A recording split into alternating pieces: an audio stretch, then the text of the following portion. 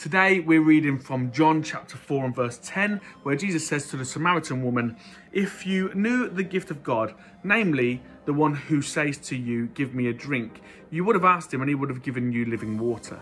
As this conversation progresses, we can see that this lady clearly isn't getting what Jesus is on about. Personally, I think he's being quite overt just here. I think he's being almost blunt, but yet she's still not quite getting it. It's almost like Jesus is literally standing before her going, "Hey, I've got something really good for you.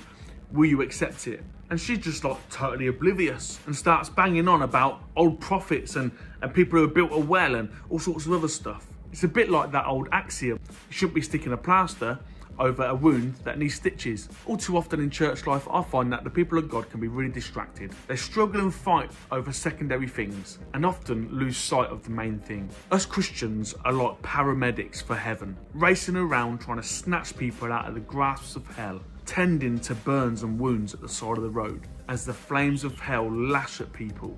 We don't stop being a paramedic if the NHS decides to change the colour of our t-shirt or the manufacturer of our ambulances. We have a job to do. We're called to be faithful and true to that one cause. So don't lose sight of the main thing. Don't be ignorant to the truth. Let's crack on and put in a shift for Jesus. I'll see you again.